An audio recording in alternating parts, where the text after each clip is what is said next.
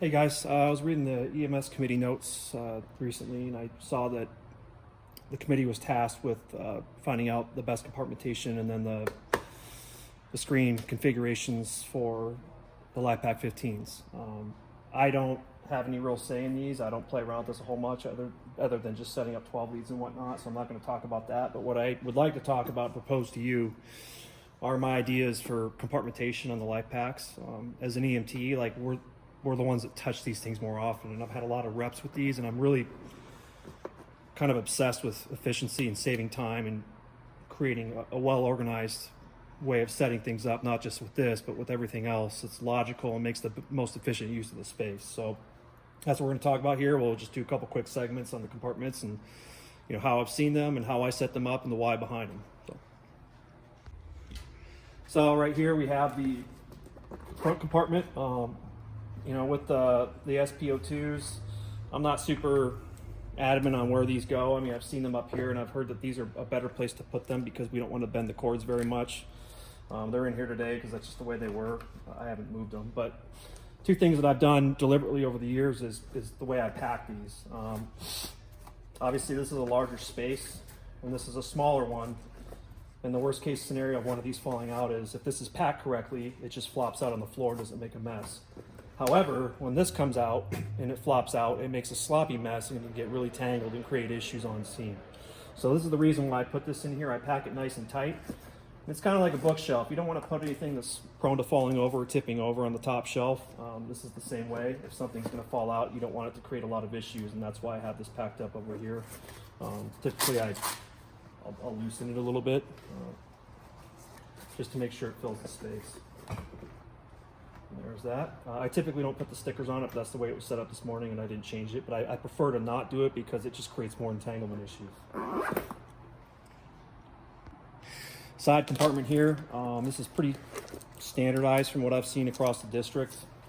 You've got your 12 lead cables packed in nice and tight here. I like the side pockets because they're really good for slim items. They pack in nice and tight and they don't flop around and create entanglements. Another thing I like to do, and I've seen different variations of this, is the actual connection cord for when you're transmitting from the EPCR to the LifePak and vice versa. As I've seen them wrap them here in the Velcro, but the Velcro kind of comes out tight. So what I do is I pull this out, put this in first, off to the side,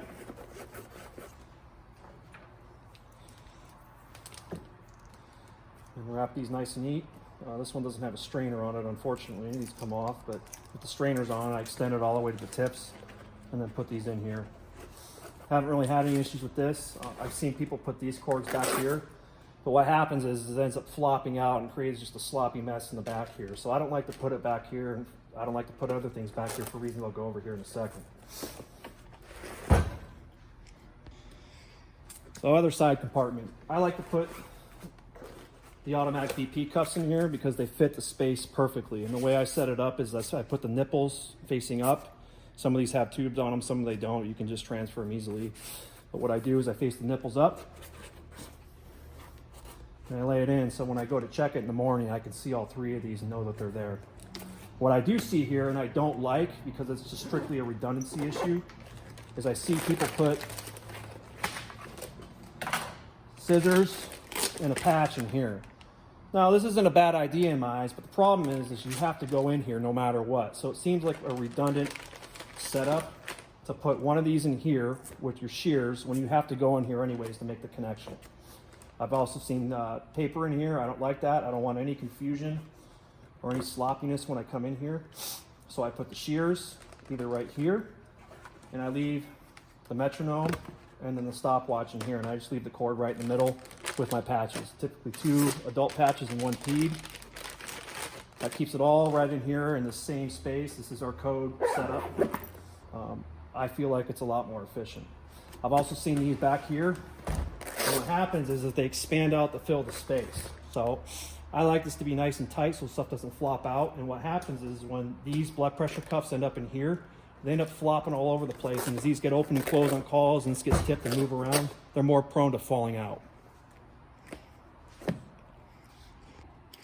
Back compartment, pretty straightforward. Tape off to the side. The battery is right next to it, and it kind of snugs it up to the edge. 12 lead patches, and then an end title, 2 of them usually, and then an end title for intubation, which I don't really understand why this is in there here. I would think it would be better served just being in the airway kit or in the oxygen caddy, but I don't fuss about it that much, but I just don't see the point of it because it's usually done during an intubation when an airway is occurring. So up top we have our top compartment. Notice I put anything where zippers meet. I typically like to put a cheater on here and set it up right in the middle so you don't have to go screwing around looking for these, because the little handles on these break over time. So when they break, or oftentimes before, I'll just put these little key rings in here to make it easier to find them. That way I can just open them up, know where the zippers are at all times. SpO2s, razors, and then we have some alcohol preps in here and some nail polish removers that I need to put on there. But that's it. Pretty straightforward, very efficient. I've been tinkering with this for years, and I find this to be the most efficient setup, the most efficient use of space for compartmentation for the actual LifePak 15. So if you have any questions, let me know. Thanks.